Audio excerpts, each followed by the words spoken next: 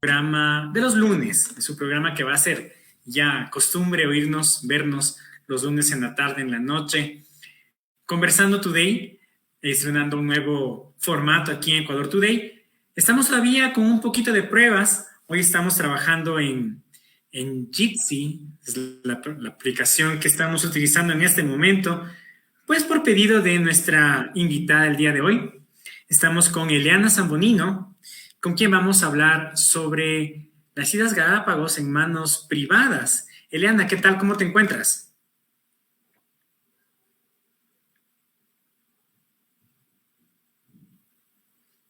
Parece que no le escuchamos a Eliana. Si hay retorno, producción, si hay retorno de Eliana. Bueno, mientras, un poco de quién se trata. Eliana, pues, Eliana tiene muchos másters, maestrías y títulos, ¿no? Eliana es básicamente licenciada en ecoturismo, por eso con ella hablaremos sobre el tema Islas Galápagos. También tiene una maestría en desarrollo local comunitario por la Pontificia Universidad Católica del Ecuador. Tiene una especialización en gerencia para el desarrollo por la Universidad Andina Simón Bolívar.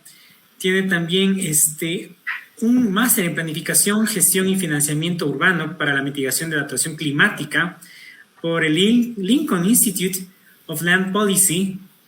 También tenemos, también es máster en planificación y prospectiva por el Instituto Ecuatoriano de Altos Estudios Nacionales, el IAEN, y finalmente tiene una maestría en Ciencias Ambientales y Políticas Públicas por la Universidad de Nueva York, el campus central de la Universidad de Nueva York. Ese es, bueno, el largo currículum académico que tiene aquí Eliana, con quien hablaremos sobre lo que está pasando en las Islas Galápagos. Ahora sí, producción, me dicen, ya tenemos retorno de Eliana. Eliana, ¿cómo estás?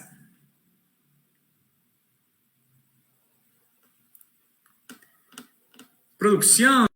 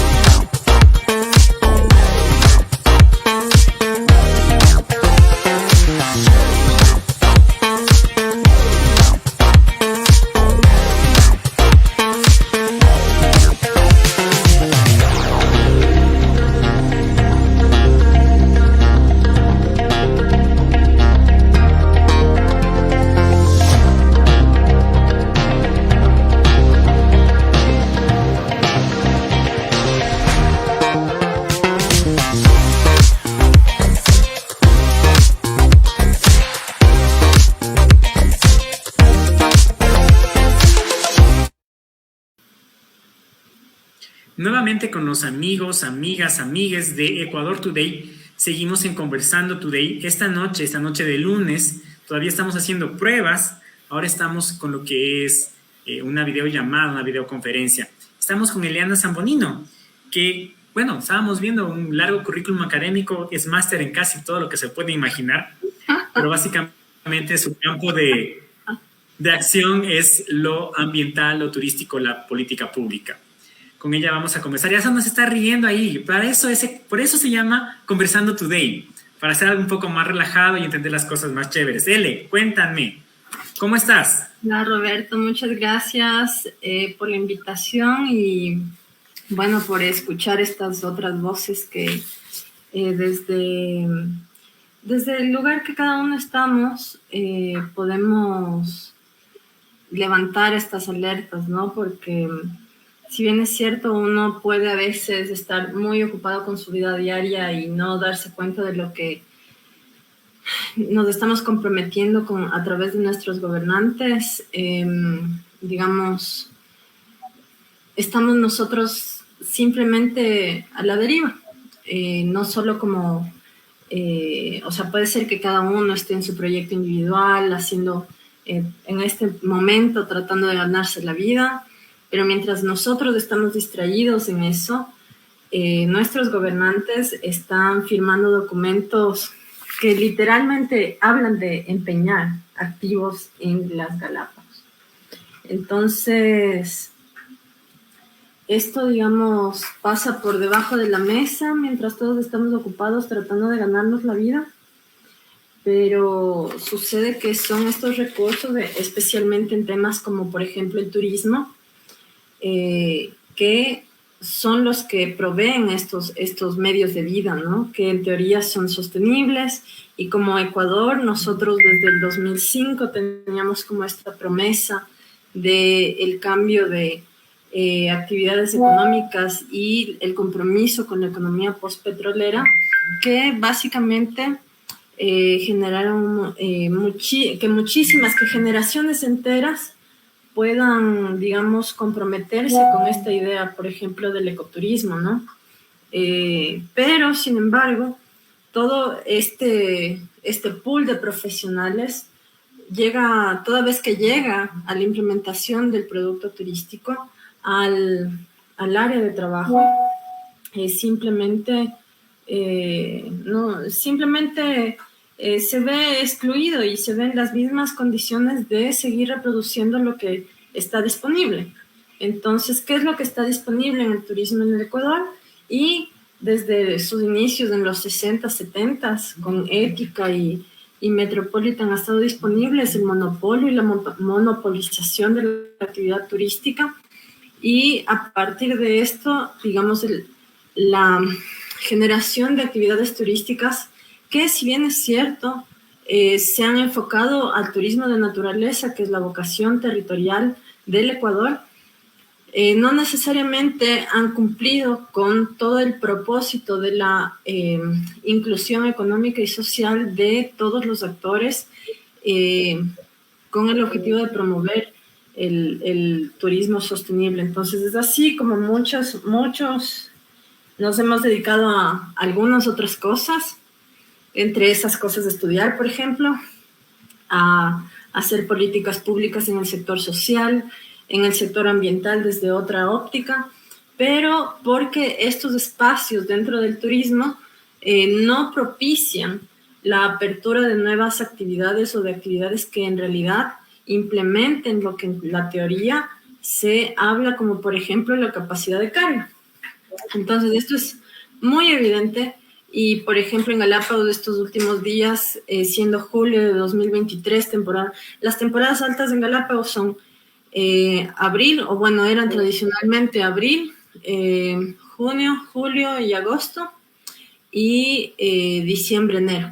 Esto por los feriados de vacaciones en el hemisferio norte, que son nuestros principales aliados y los principales emisores, que en conjunto con los japoneses, que son quienes, digamos, un poco disfrutan más del birdwatching o del avistamiento, la observación de aves, y últimamente a partir del crecimiento demográfico y económico en China, también los turistas chinos son los que un poco más después del 2010 empezaron a llegar al Ecuador. Entonces, al incrementar esta demanda, empieza a haber esta necesidad de masificar el turismo en regiones tan sensibles como Galápagos.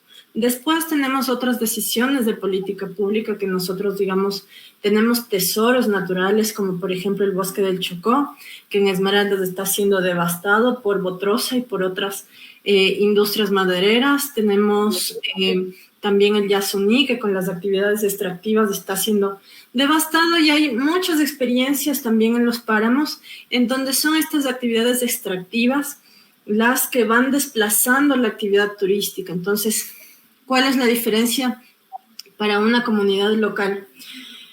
Que llega la sísmica, llega la operación petrolera y les contratan a todos los adultos y de pronto hay bienestar.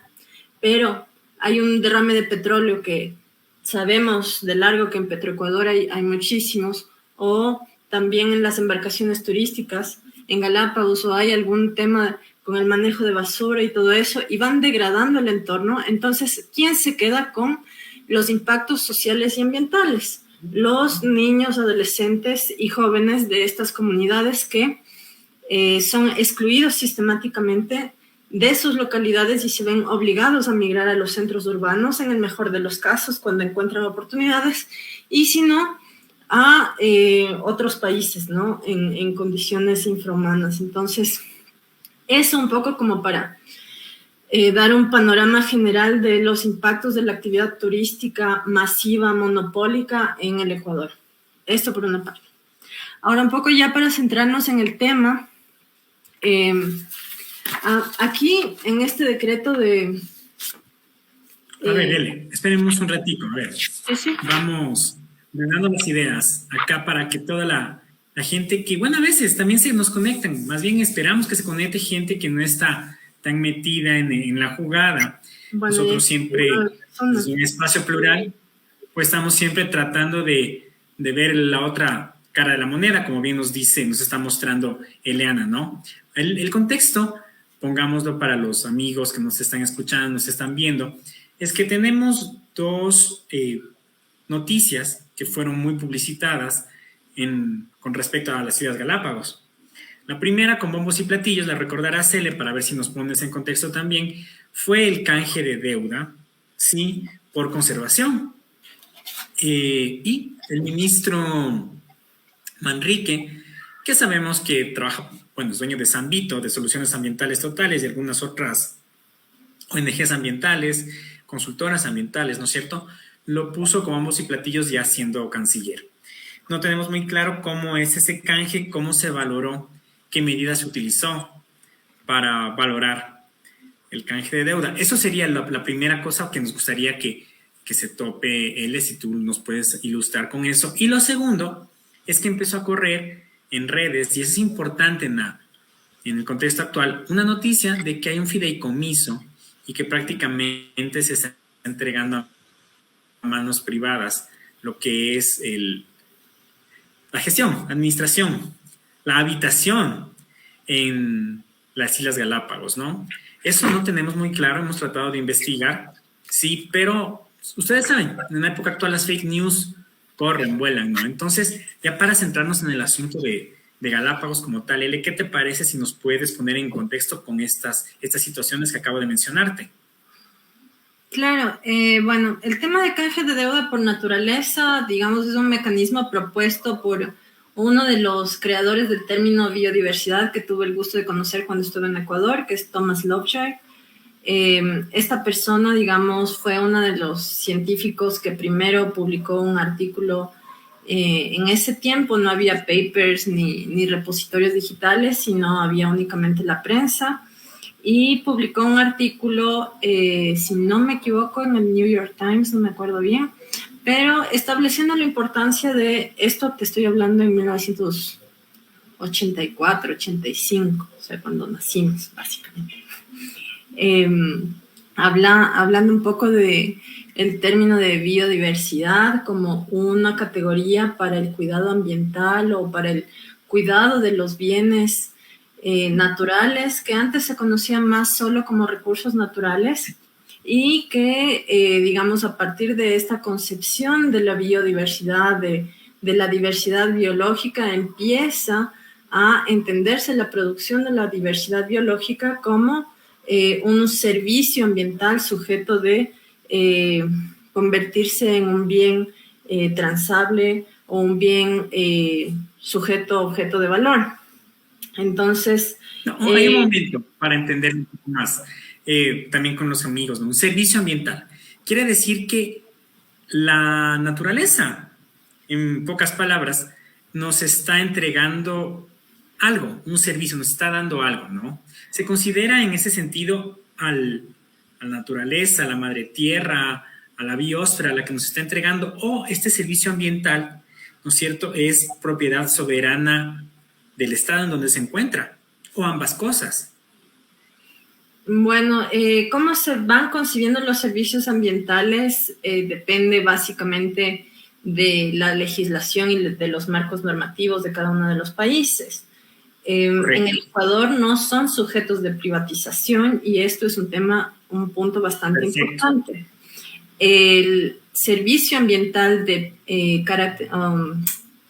belleza paisajística, por ejemplo, el hecho de tener un panorama bonito para observar, una montaña, un lago bonito para observar, es un servicio ambiental. Entonces, digamos, esto sería como un punto importante para presentar alguna demanda, porque en este contexto sí nos estarían privando de ese servicio ambiental del disfrute, que también, como en nuestra Constitución está garantizado y reconocido el derecho al ocio y al disfrute.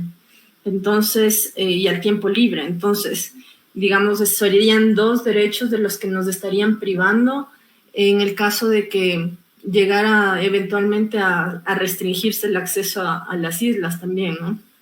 Porque si bien es cierto, para los ecuatorianos solo cuesta $6 entrar, no son todos los ecuatorianos y bueno, este julio ha sido como que un poco reventado la demanda turística por la situación de seguridad también en el país, porque viajar a lugares como, me invento, que no son el mismo tipo de destino, ¿no?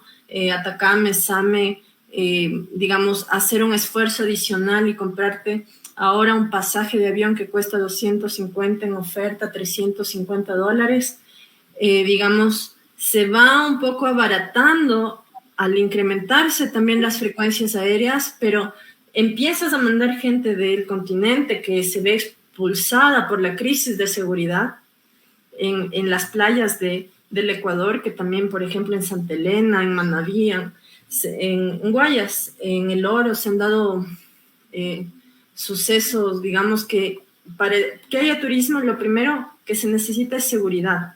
Entonces, cuando no tiene seguridad en el continente, y el único lugar seguro es Galápagos, la gente empieza a considerar irse a Galápagos porque la entrada solo cuesta $6, están en oferta los pasajes y bueno, consecuencia de eso tenemos no solo el incremento de turistas nacionales, sino también extranjeros ahí en Galápagos, sin considerar la capacidad. Estamos hablando de un deseado, ¿no? Un impensado defecto de lo que es la inseguridad digamos, en la tan querida ruta del Spondylus.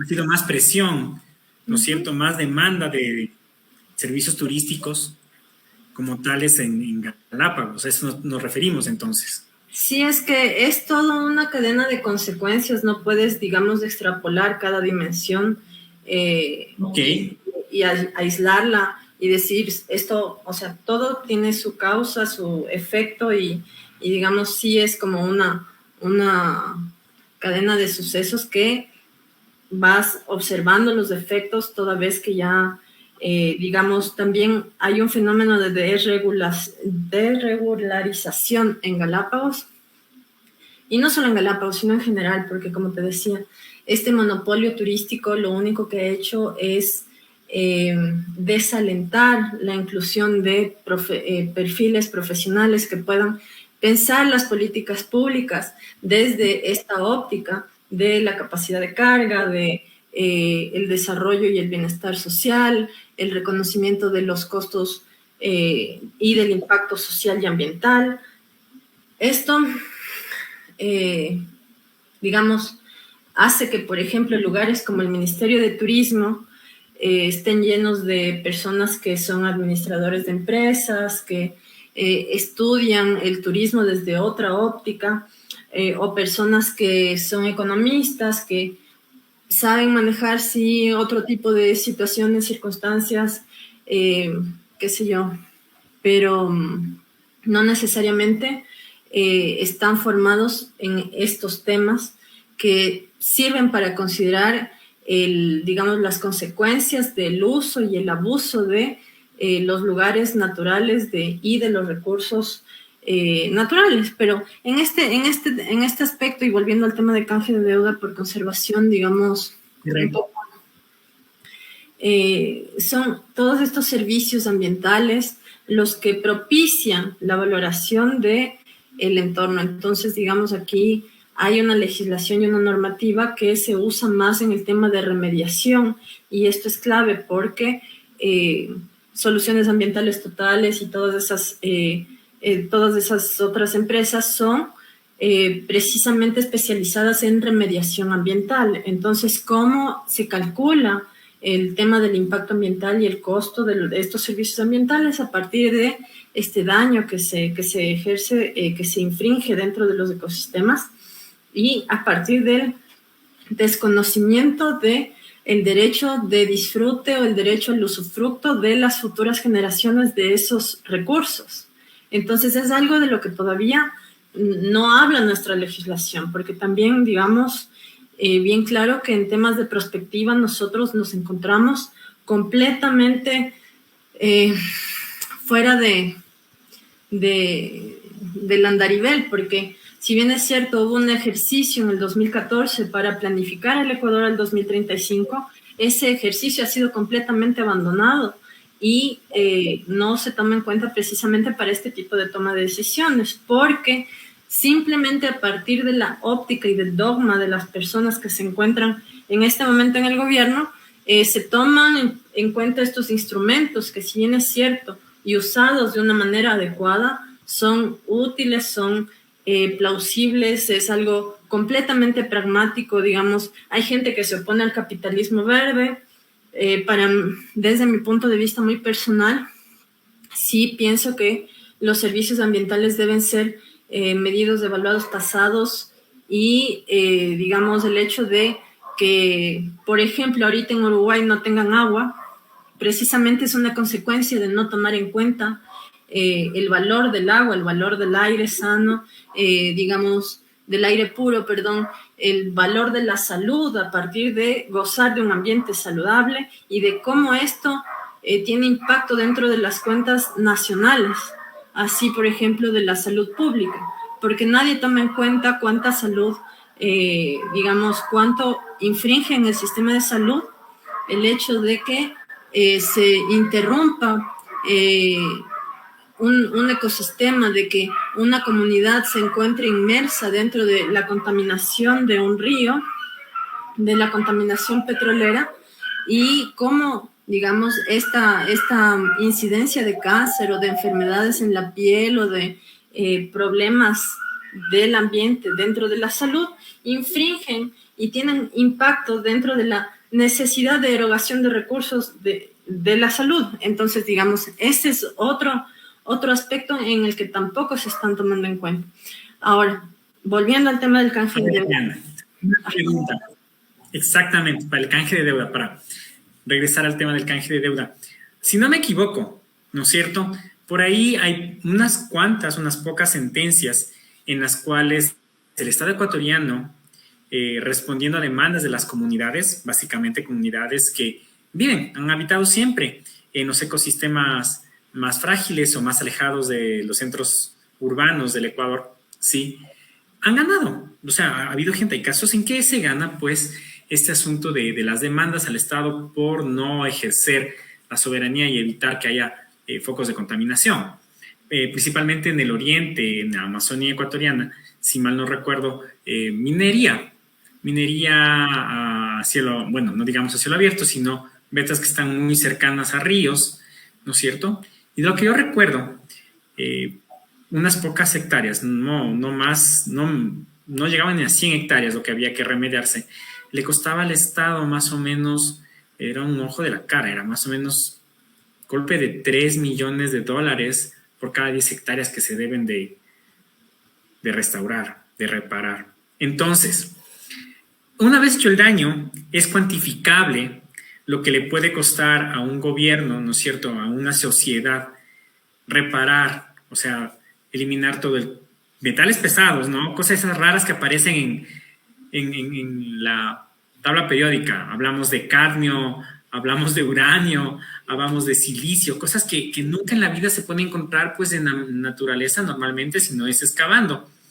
Pero, ¿cómo tú puedes valorar, ¿no es cierto?, un servicio, digamos, que le ha tomado millones de años al planeta generar, ¿sí? O quienes creen en Dios, pues le ha tomado a Dios toda la historia de la creación, ¿no es cierto? Pues que exista algo tan increíble como el ecosistema de las Islas Galápagos, ¿no? Es decir, podemos cuantificar cuánto nos cuesta remediar, pero en sí mismo es posible calcular cuánto cuesta el servicio paisajístico únicamente para que los humanos tengamos la oportunidad de contemplar, la oportunidad de tener una experiencia estética, por no hablar de la producción de oxígeno, por no hablar de la producción de, ya me pongo más científico, nitritos y nitratos, ¿sí? ¿Cómo lo cuantificaron y cómo quedó eso en papel? ¿Cómo llegaron al valor del que tan grandemente difundieron, ¿no? Si nos puedes ir un poquito más hacia ese punto. Claro, en este aspecto, por ejemplo, el Ministerio del Ambiente y hay una regulación del Código Orgánico Ambiental y de lo que antes se llamaba el Texto Único de Legislación Ambiental. El TULS. Norman regulan y, digamos, cuantifican estos impactos. Ahora, tú bien señalas que un tipo de impacto es el impacto que se da después de contaminar el agua, pero se da a partir de, digamos, la privación del uso del agua o las enfermedades que pueden causar estos metales pesados o este tipo de materiales extraños dentro de el agua para consumo humano, riego y consumo de animales. Por una parte, pero ahora lo que tú mencionas desde el Ministerio de Turismo, desde la legislación turística, no se ha tomado seriamente este ejercicio. Entonces, digamos, si yo voy y voy a ponerte el caso práctico que sí le pasó a un operador turístico, voy y te pongo la antena gigante de electrificación de la red eléctrica nacional dentro de tu predio, en donde ya no te dejo ver a ti ni a tus turistas porque tú hiciste una inversión de $50,000 para ponerte un lodge ahí.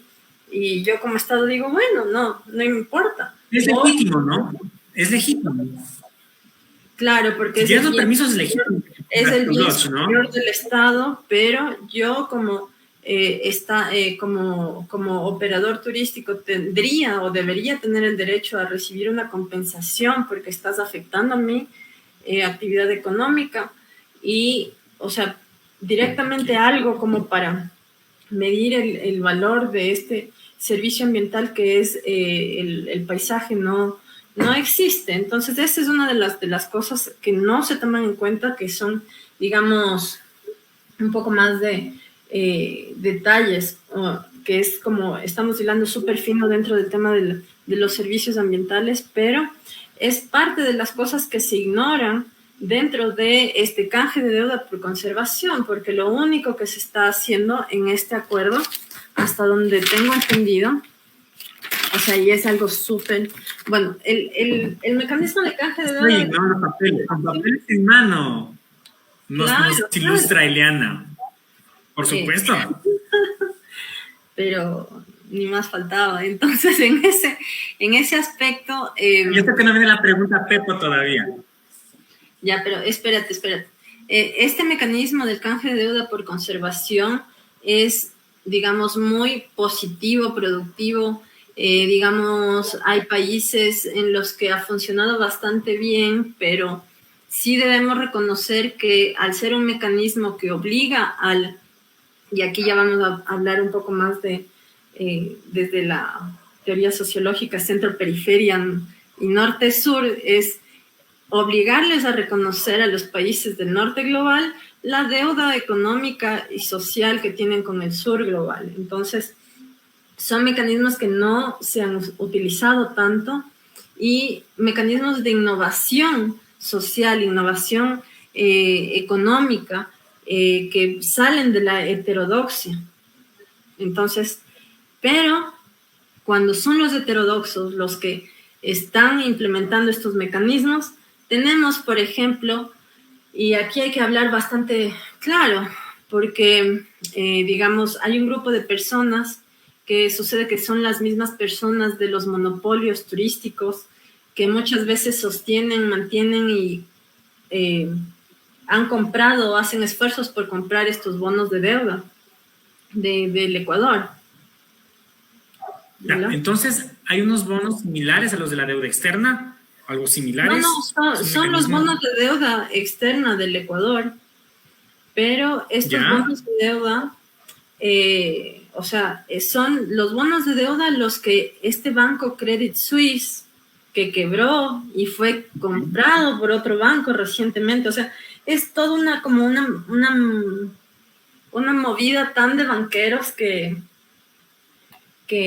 no sé, o sea, se puede decir, o sea, es algo tan bueno y tan chévere el canje de deuda por conservación, que si podríamos hacer eso con toda la deuda externa del Ecuador, podríamos alcanzar un propósito de conservación de nuestros recursos naturales que sea efectivo y eficiente, sí, pero cuando te pones a revisar estos detalles de cómo lo hacen las personas que lo están implementando, que obviamente no hay una sola manera de implementar este tipo de mecanismos, sino hay varias maneras, pero como te digo, cuando es una persona que mira esta oportunidad, porque las oportunidades solo hay para ellos y sus amigos.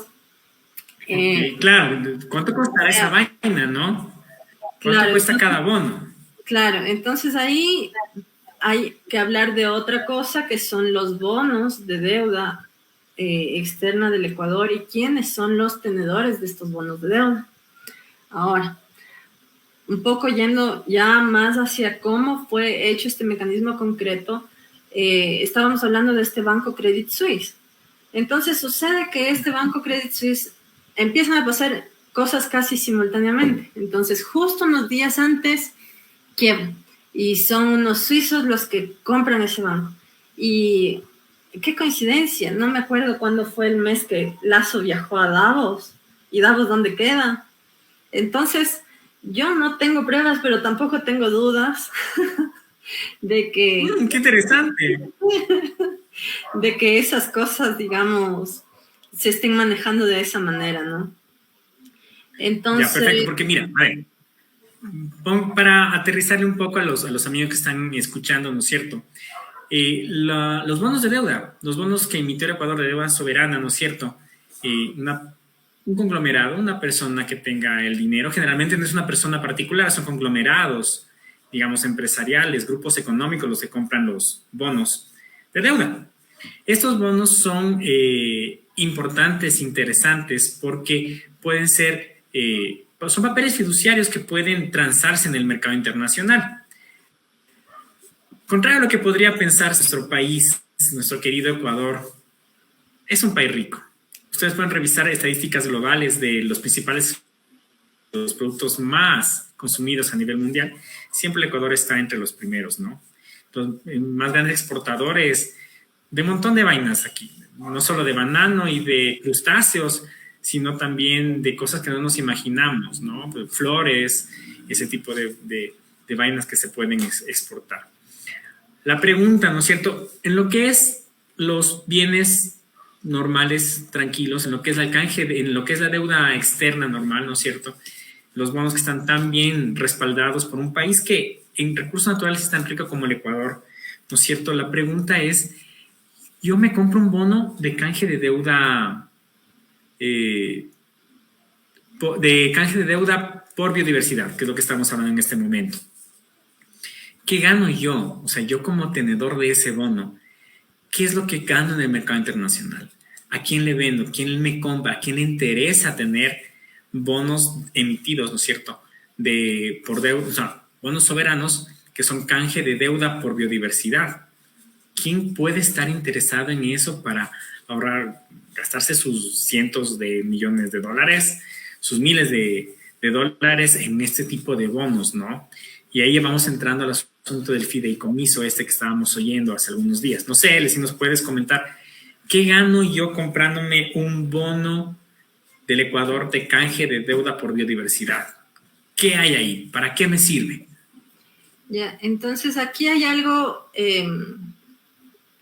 algo bastante, digamos, que es como un poco el meollo del asunto, es este tema de los mecanismos de especulación financiera en el nivel global. Entonces, estos mecanismos de especulación financiera en el nivel global dan paso para que las naciones, digamos, todos los países, incluso Estados Unidos, China, Rusia, tienen deuda externa. Entonces, uno de los mecanismos de generar o crear dinero dentro del contexto en el que nos encontramos es la emisión de deuda. Entonces, pero, sin embargo, los mecanismos de especulación financiera en los mercados internacionales pasan por este punto en el que, digamos, tú le debes $1,000 a X persona y X persona no te puede cobrar. Entonces yo le digo, mira, yo te doy a ti $600, vas a perder 400, pero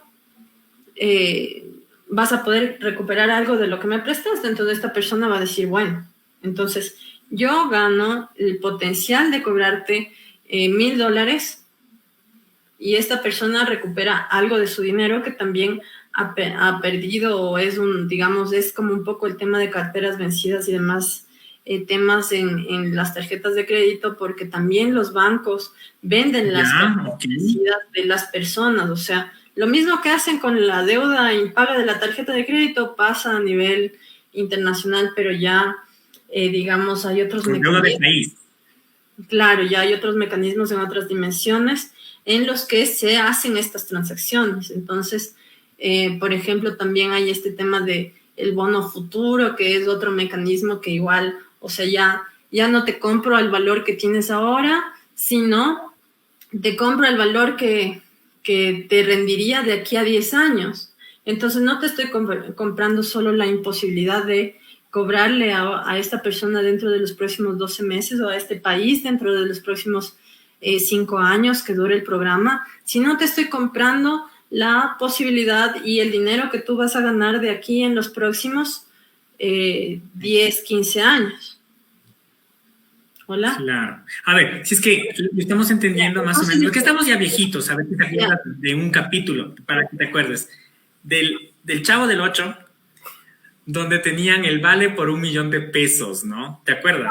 No me acuerdo porque no veía el Chavo, mis papás no me dejaban ver el Chavo, pero bueno, el tema es que, en serio, entonces el tema es que, por ejemplo, en este aspecto, hay empresas que están ganando por vender a futuro esa deuda, que ya es una deuda de un tercero. Entonces yo, como vendedora de la deuda, en este caso como tenedora de bono que le estoy vendiendo al Credit Suisse, me estoy aprovechando de esta coyuntura del Credit Suisse para venderle a un valor, porque ya sé que viene el paro, la muerte cruzada, cambio de gobierno, lo que sea, ingobernabilidad. Entonces yo sé que este bono va a bajar de precio. Entonces agarro todos los que tengo y te gano.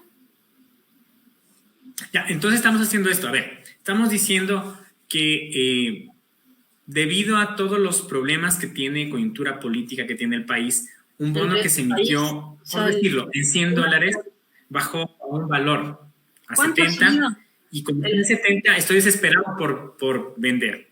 La gente me compra en 70, ¿no es cierto? Porque es un buen negocio, porque sabe que más adelante el país, como tiene recursos, podrá regresar al nivel normal de 100 e incluso superarlo, llegar a 110, 120, ¿no es cierto? Y beneficiarse de los intereses que se generan. Básicamente es eso. Es lo que jugaba Leonardo DiCaprio en El Lobo de Wall Street, si es que le pusieron un poco de atención, o lo que jugaban el Chavo y el Kiko con con los vales por 1 millón de pesos, ¿no? Estaban esperando que No, no cacho. haya condiciones para vender más barato, ¿no es cierto? Algo que saben que en condiciones normales puede subir de valor, ¿sí? Entonces, pura especulación, a eso nos estamos refiriendo. Sí, sí, es precisamente eso lo que hicieron con el tema de Credit Suisse, porque, digamos, también es una entidad financiera que está en recuperación. Entonces, esta entidad financiera básicamente lo que hace es identificar estas oportunidades un poco para ganarse también un espacio, un lugar en las finanzas climáticas, porque todo esto ya no solo es... Finanzas climáticas. Sí, lo que pasa es que yo te cuento que en diciembre de 2021, el agua en Wall Street ya es un quote, o sea, ya tiene como su... ¿Es un commodity? Sí, al menos el agua en Estados Unidos ya es un commodity. Entonces, Ya está cotizando en ¿cómo es? En bolsa. Sí. Los metros cúbicos de agua que cuenta un país, metros cúbicos de agua dulce y limpia. ¿Estás diciendo eso? Sí.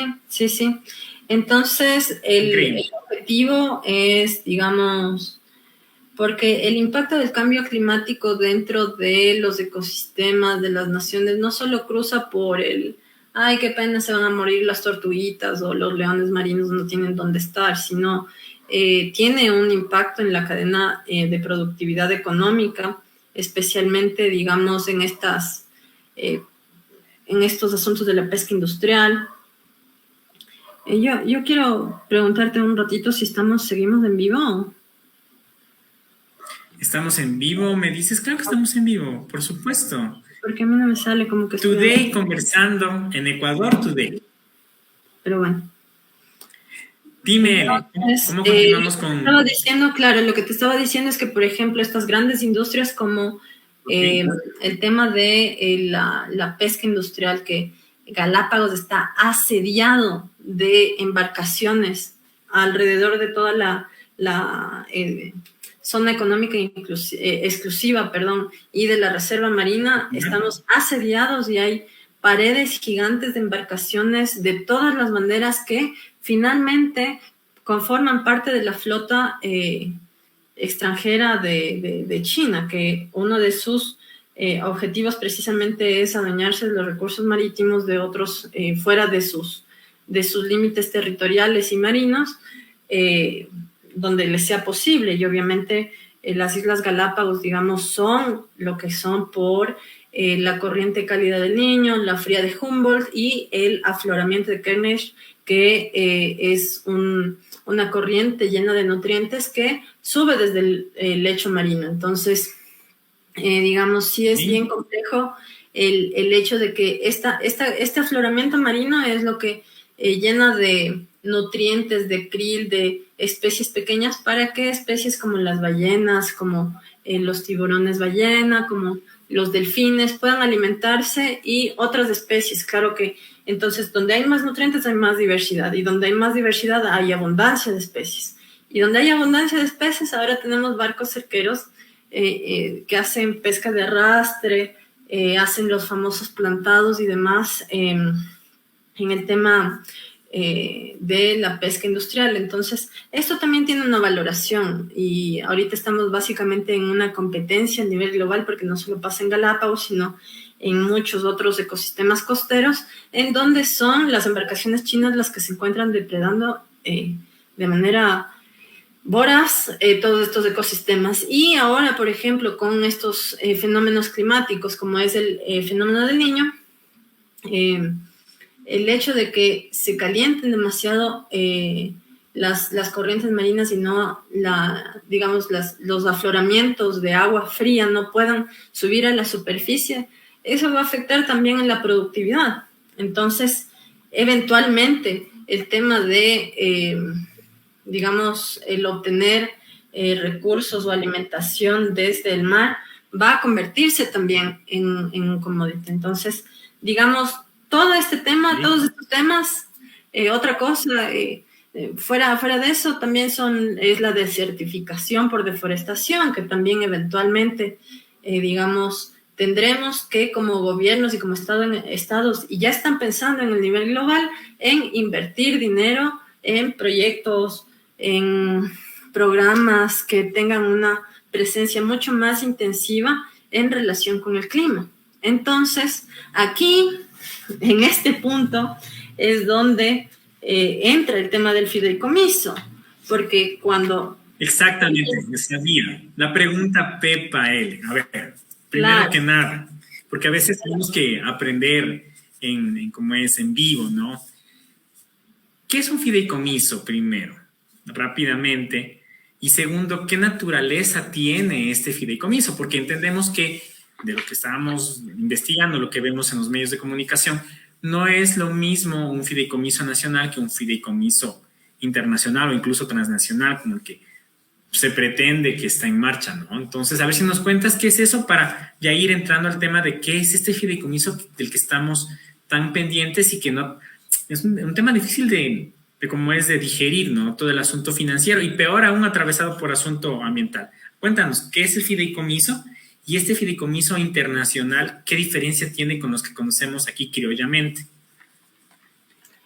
Ya, entonces, por ejemplo, un fideicomiso, digamos, legalmente es un instrumento jurídico a través del cual, espérame un segundito, es un documento jurídico a través del cual, digamos... Un capital. Espérame un segundo, Digamos, que justo ya se está metiendo en mi compu, me está manejando el mouse, no sé quién, pero bueno. Entonces, así que interesante, hombre, claro. está el Muy tema, interesante, parece que te están chequeando. el tema con el fideicomiso es que es un instrumento legal a partir del cual yo genero como una... iba a decir trust, pero es como una mancomunidad o como una asociación de empresas o, digamos, es donde yo puedo tener a varias empresas. Por ejemplo, yo soy un papá y tengo una panadería, un supermercado, tengo, digamos, una tiendita y tengo y tengo 10 hijos. Entonces, quiero que ninguno de ellos sepa cuánto dinero en realidad yo estoy manejando. Voy a hacer un fideicomiso y una figura legal en el cual voy a poner una sombrilla para tapar todas estas industrias que yo tengo y a partir de las cuales, digamos, yo puedo ir asignando dinero a cada uno de mis hijos sin que ellos efectivamente tengan conocimiento de dónde viene, si es que, o de las ganancias que yo tengo en cada una de estas tiendas, panaderías. Está clarísimo, L. ¿A dónde vamos también? Ahorita, o sea, no darse cuenta de hacia dónde vamos, pues quiere decir que nunca vimos los expedientes secretos X. A ver, síguenos contando. No sabemos exactamente cuánto, ¿no es cierto? Dinero o, digamos, su equivalente en dinero tendría un fideicomiso en general. Y tampoco tenemos muy claro cómo se hicieron, digamos, las mediciones que nos permiten tener el valor del canje de deuda por biodiversidad. Por ahí ya vamos hilando fino, ¿no? Cuéntanos, ¿qué pasa con este fideicomiso específicamente de las Islas Galápagos, ya? Que el fideicomiso es algo que generalmente en novelas mexicanas, ¿no? Te van a dejar un fideicomiso para que Juan Albertito no sepa cuánto hereda hasta que tenga 18 años y ese rato el tío malvado le dice, solo te quedaste con 20 centavos. Más o menos eso. O sea, son movidas de abogados, básicamente. Entonces, sí, ya estamos viendo por dónde va el asunto. Pero cuéntanos, ¿qué pasa con el fideicomiso internacional y dónde podemos hacer match? Porque está todo tan, digamos, difícil de entenderlo, de digerirlo y de verlo en este contexto nuevo en el que nos estamos enfrentando o sea, yo me acuerdo desde que era guagua, trabajando en las cosas psicológicas con mi señor padre, les dijimos, Yo no sé si ponerme feliz por haber tenido la razón o llorar por haber tenido la razón. Les dijimos, 40 años. No, cosas que no puedo decir cómo es en vivo. Cuéntanos, ahora sí, después del break, ¿qué pasa con el fideicomiso de las Galápagos? Claro, el tema en Galápagos es, básicamente, hasta ahora se han hecho como públicas y gracias a la investigación de periodistas, un par de empresas, de fundaciones que están atrás de este fideicomiso que está conformado por este grupo de empresas o de personería, por esta personería jurídica que es el Galapagos Life Fund. Entonces, por ejemplo, tenemos el Ocean Finance Company y el Pew Bertrelli Ocean Legacy. Entonces, un poco queda... Legacy, estamos hablando, el nombre, ¿no es cierto? Para los amigos que no hablen mucho inglés, incluso en el nombre está diciendo Legacy, eso es ya la herencia, ¿no? O sea, estaba yo jodiendo por reírme y total, literalmente Legacy es una herencia, ¿no? Vamos a ver cómo se maneja eso. A ver, síganos contando, querida Ellen. Sí, entonces el tema es que nosotros en este punto, y a mí la palabra, o sea, dentro de este acuerdo número 735, hay una palabra que es como la que a mí me desarma todo. Porque dices, ay, qué bonito, qué bonito, qué bonito. Y bueno, que esté este fideicomiso al cual estamos entregando por decreto, que obviamente la entrega por decreto a una fundación privada que no es parte del Estado, no necesariamente sería legal o constitucional, es decir, esto sería objeto de pasarle por la Corte Constitucional a ver qué opinan, o de la siguiente asamblea, pero digamos, la palabra que a mí más me llamó la atención es pignorando. Entonces, en el artículo 1 dice...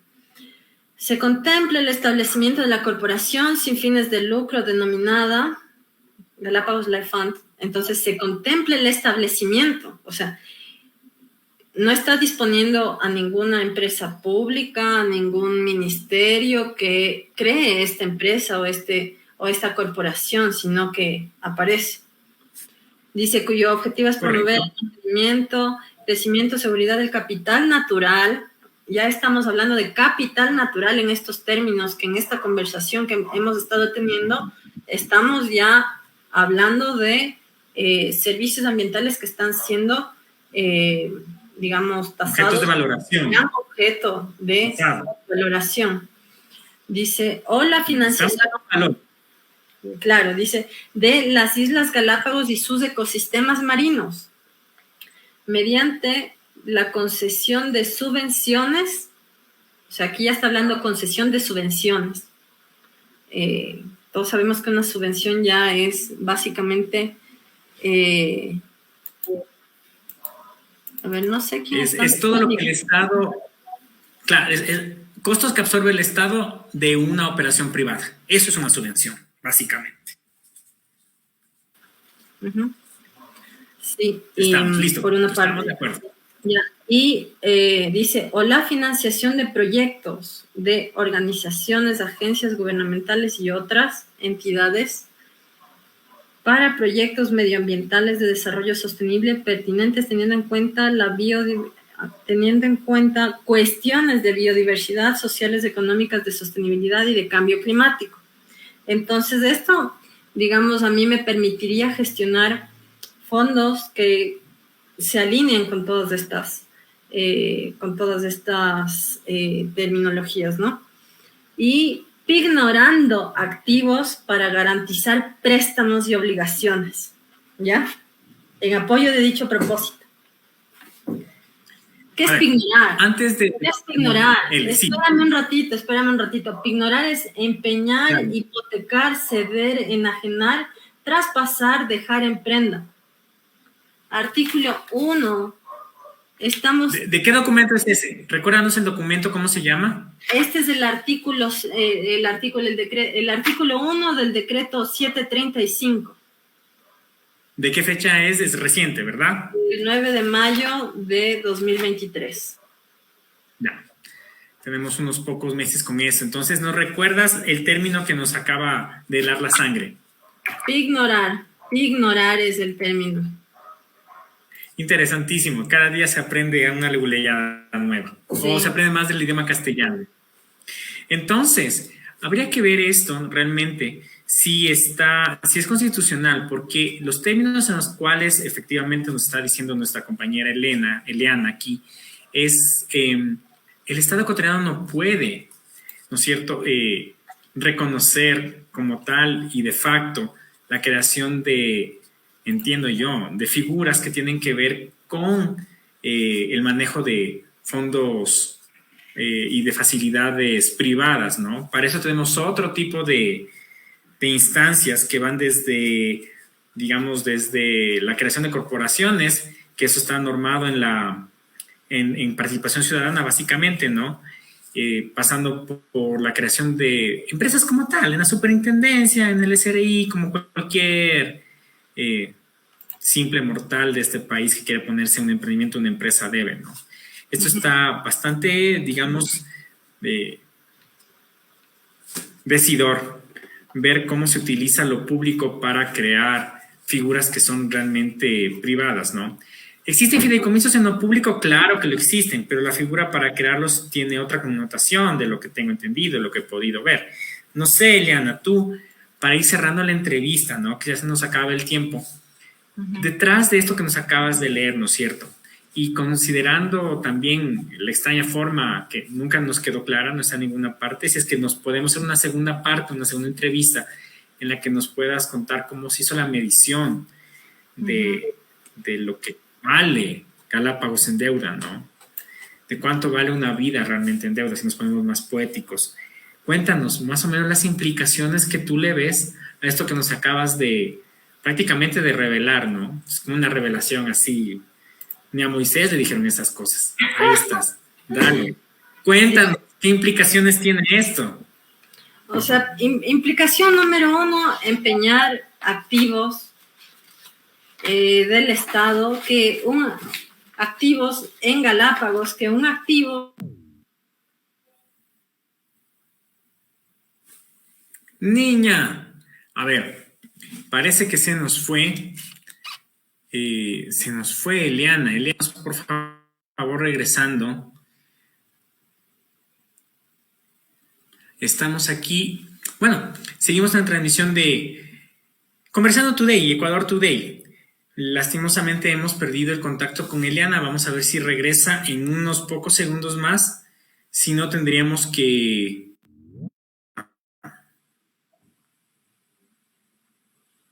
la sesión, la transmisión. Eliana, vamos cerrándole para que nos cuentes, ¿estás por ahí?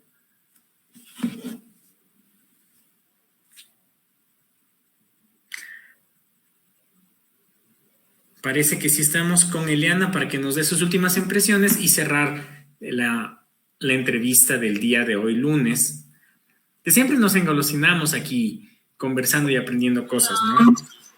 Sí, no sé ya, si... ayúdanos, Ele, ya para cerrar. Sí. Cuéntanos de nuevo, ¿sabes qué? Si fue un rato... Sí, no sé. Ayúdanos, Pofis, con las impresiones finales de este asunto, ¿no? Un poco lo que les quería decir es que el tema con las Galápagos es específicamente relacionado con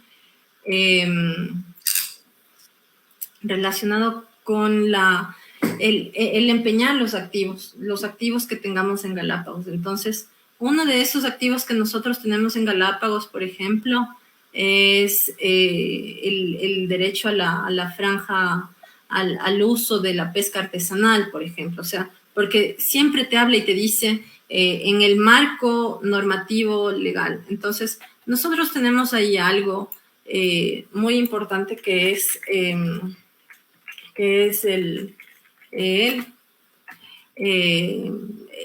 uso de la pesca incidental, por ejemplo. Entonces, en el tema de pesca incidental, ¿Qué tal si es que de pronto nosotros ignoramos el derecho al uso de las franjas de pesca artesanal en Galápagos? Entonces, eso es bastante, digamos, polémico, ¿no? Precisamente por el tema de quién va a ser usufructo, quién va a hacer uso de los recursos naturales que tenemos dentro de las Islas Galápagos. Otra cosa que se puede ignorar son figuras legales dentro de las islas. Entonces, dentro de estas islas, nosotros tenemos, por ejemplo, el uso y aprovechamiento de las actividades turísticas. Entonces, sí es, digamos, preocupante quién va a ser usufructo de esta pignoración, de este empeño, de este, digamos... Hipoteca también. De esta hipoteca de las... O sea, está en el artículo... Traspaso. Claro, no. Es que esto está en el artículo 1 de este dichoso decreto ejecutivo y es muy descarado que no tengamos, digamos, conciencia o que yo he hecho un llamado al sector turístico, pero sector turístico, en este punto te estoy hablando de amigos, conocidos que trabajan en turismo, a ver cómo se está manejando el tema, si es que hay algún tipo de, por ejemplo, tipo de organización, sector, qué sé yo, que un poco quiera o tenga alguna reacción. Y está tan desorganizado el sector turístico, no en términos de dueños de hoteles, ¿no? Sino en términos de trabajadores, operadores, ciudadanos y ciudadanas que eventualmente están, digamos, o han hecho su carrera trabajando en el tema, porque hay muchas personas que dentro del sector sí son totalmente empíricos, y eso hay que decirlo. Y es una de las razones por las cuales el sector es tan desorganizado y se permite este tipo de cosas, porque finalmente lo único que se ha hecho es buscar generar ganancias. Entonces, no necesariamente es esto de esta manera. O sea, no es solo hacer turismo o hacer ecoturismo, no se refiere únicamente al hecho de, digamos, obtener dinero o generar ganancias, sino básicamente se centra en un desarrollo sostenible que sea consciente dentro de las comunidades locales para generar resiliencia económica y en este caso ambiental. Entonces, digamos, nosotros como país deberíamos plantearnos hacia dónde estamos yendo en términos de este nuevo mercado de precisamente las finanzas climáticas. Entonces, un poco poner ahí un llamado de atención. Listo, Ele. Bueno, tuvimos esta conversación un poquito, se nos alargó un poco por asuntos, digamos, más bien técnicos, tecnológicos. Íbamos cerrando hace un momento, pero tuvimos una fallita por ahí. Le agradecemos mucho a Eliana, precisamente por sacarnos de la ignorancia para saber qué es la pignorancia y qué es la pignoración también. Entonces sí, estamos viendo que es un decreto, ¿no es cierto? Es una forma en presentar las cosas que básicamente se asemeja a una hipoteca, ¿sí? ¿Qué hacemos con una hipoteca? Ponemos en prenda nuestra casa para pagar nuestra propia casa y cuando acabamos de pagar la casa ya está vieja. Básicamente eso es una hipoteca. Y eso es lo que está abriendo, por lo que estamos observando el decreto. Y todavía nos queda la duda de cómo se valoró, qué medidas se utilizó para valorar, ¿no es cierto?, los servicios ambientales que proveen las Islas Galápagos al planeta, a la humanidad, al planeta Tierra, ¿no? Sí, sabemos, bueno, quienes nos gusta estar detrás de temas ambientales, que las medidas para calcular esto son imperfectas. Se ha tenido la huella ecológica, la mochila ecológica y algunas otras medidas que nos dan una idea de cuánto se consume, pero no son muy precisas al momento de saber cuánto realmente resiste el planeta Tierra frente a su capacidad de regeneración y de resiliencia. Temas súper chéveres que yo sé que Eliana maneja mejor que su servidor Roberto Almendariz. Nos vamos despidiendo. Sí, vamos cerrando porque también producción ya me mata. Pero bueno, así es la vida. Conversamos mucho y a veces se nos quedan temas para una segunda entrevista. Eliana, un gusto. Un último saludo de tu parte para cerrar la entrevista. Hoy se nos fue el audio. Pero póngase el audio, pues no sea... Hola. Listo. Ya. Sí, bueno, un saludo para todos y todas. Gracias por ver, por escuchar, por opinar. Y bueno, Galápagos, el Yasuní, nuestros páramos, el Chocó, son nuestros tesoros. Y no dejemos que nos roben nuestros tesoros, por favor. Perfecto. Vamos cerrando. Y para todos los que se quejan de la lluvia en Quito, agradezcan la lluvia en Quito. ¿Sí? Vamos a hablar de eso más adelante en otros paneles, en otras entrevistas. De mi parte, un gusto. Y bueno, el próximo lunes seguiremos en Conversando Today.